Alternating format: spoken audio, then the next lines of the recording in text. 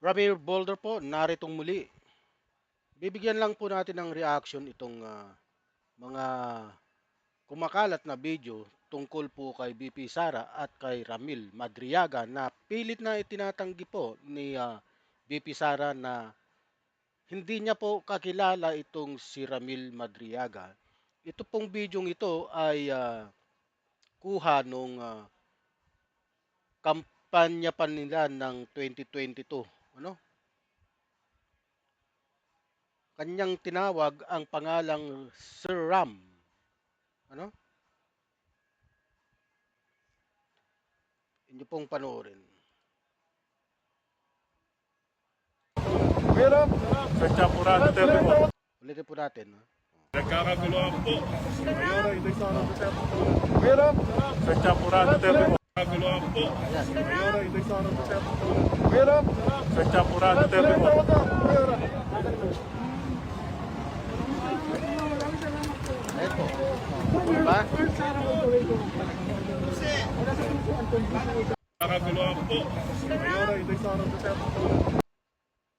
Atin pong ulitin ulit para malinaw po ano at hindi tayo gumagawa ng kwento. Ito po ay base sa mga nakuhang video. Ha? Alam nyo po kasi itong mga yung mga netizen na hindi naniniwala na hindi talaga na magkakilala talaga silang dalawa, no? Kasi siya po yung national convener ng ISIP.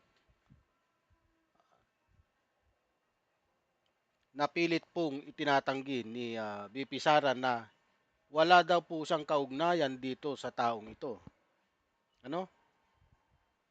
At kanyang sinasabi na ni minsan ay hindi niya nakausap o kakilala man lang si Ramil Madriaga. Pero taliwas sa mga bidyong ito. Panoorin niyo po mulit. Nagkakaguluhan po. Mayora, ito'y sa Oh, ano po. ba po? Pero, Tinawag ng Sir Pagkapurado Ram. po. Mayora. Ayun na yun. Si Madriaga na ito. Ayun. Ayun. Kukuha ng ulag.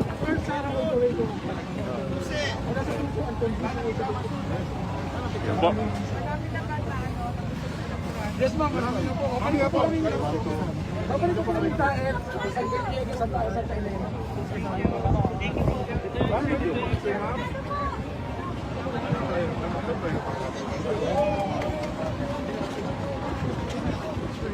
Ito po ay ang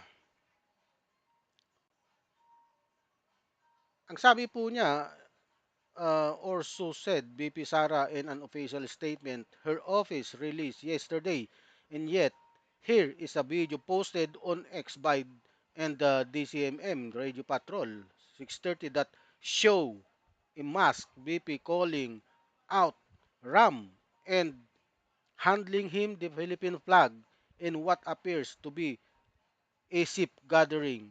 No personal relationship, perhaps a business one, an employer-employees relationship. What is obvious in this video is that there is a clearly relationship between the two. Di ba po? Napakalinaw. On BP Sara, your people had more than a week to prepare an official statement, and yet they ended up making you say things that can easily be refuted by videos and photos posted on the internet. Oh, yan po ang ano, kung paano i-debunk ng mga Duterte supporters, lalo na yung mga trolls ng mga Duterte, no? Oh, sige, i-debunk nyo yan. Kung paano nyo may debunk yan. Ano? Anong gagawin nyo? Ha? Batay sa mga magagamit na ebidensya mula sa mga ulat, video na kumakalat ang pagtanggi ni Vice President Sara Duterte na wala siyang anumang personal na relasyon o pakikipag-usap kay Ramil Madriaga ay tila hindi ganap na naayon ano, sa mga nakikitang patunay sa kanyang opisyal na pahayag. Sinabi niya, I do not have a personal relationship with Ramil Madriaga nor have an Have I ever given him instruction or any kind? I have never visited him in prison, nor have I spoken to him about anything at any time. Ano? Yan po ang kanyang sinasabi. Ha? Gayon pa man, ang mga video mula sa 2022 election, campaign, tulad ng isa na nagpapakita sa kanya na tinatawag na si Madriang bilang Sir Ram at inabot ang watawat ng Pilipinas sa isang event ng Isip Pilipinas sa Matnog, Sorsogon po yan. Ano? Noong February 6, 2022 ay nagpapahiwatig na ng hindi bababa sa isang professional o campaign-related na interaction. Ito ay suportado rin ng affidavit ni Madriaga at pahayag ng kanyang mga abogado na naglabas ng video upang kontrahin ang pagtanggi. Ha? Bagaman ang ebidensyang ito ay